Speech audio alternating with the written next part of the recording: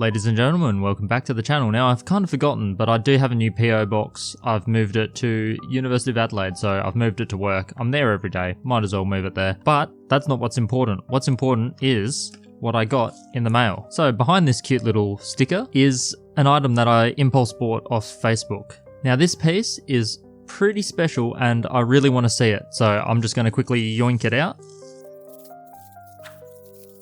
Have a look at this, Mr. Penguin. Man, this is such a good carving.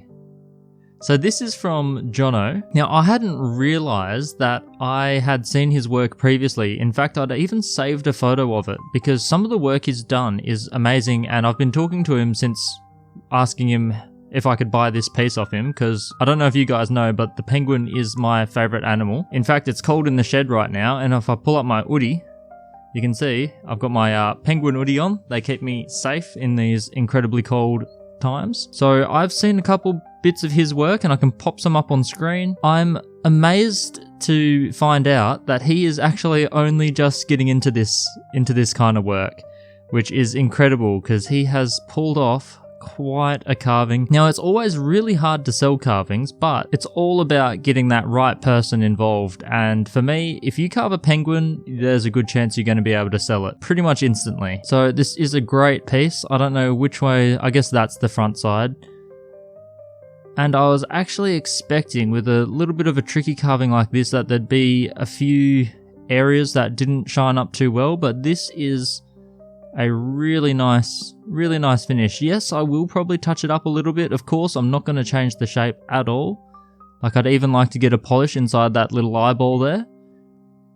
And maybe I'll work on a couple of little bits that I reckon I can tidy up just a bit more and get a more even finish on it.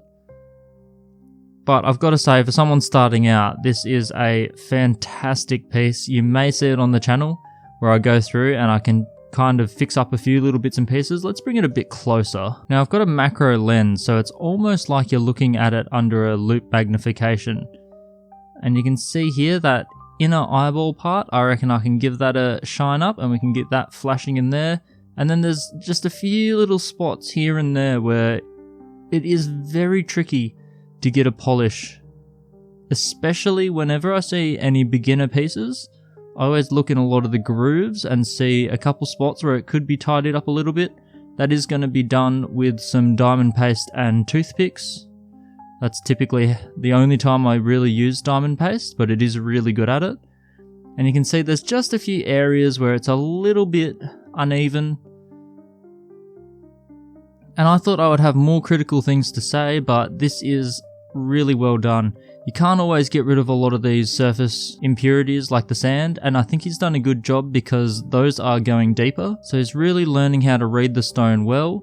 This came out of a Potchin color parcel, and I believe when he started this piece he didn't realize it really had much of a color bar in it. But have a look at this. Once he saw it, and this is what a good carver will do, once he saw it, he decided to make it run right from the tip of the beak all the way through to the feet.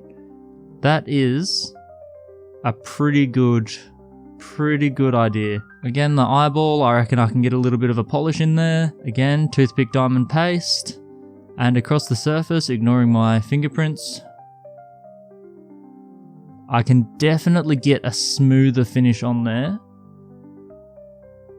I can just go with the high grit burrs, the resin burrs, and then just hit it with some cerium oxide, and I reckon we'll get there. It's also bigger than I thought. This is actually quite a chunky boy. And I've got a secret project brewing in the background, which is very closely related to this. These are the kind of things that I just randomly buy on Facebook when they pop up.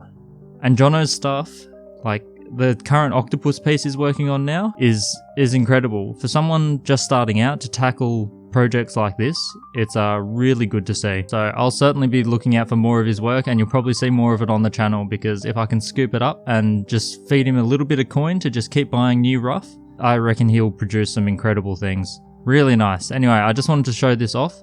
I'll probably have a video showing how to touch up little areas like that, because I think it's something that a lot of us can look back on some of our earlier work and check out some of our pieces and think, oh yeah, I could do that a little bit better now. And I think it'll help Jono a little bit as well. though I'm pretty sure he's well on his way to winning some carving competitions around the place. I know he's already looking to enter one in Lightning Ridge, and if he doesn't win, I'm sure in the future he definitely will, if this is anything to go by. So yeah, amazing piece.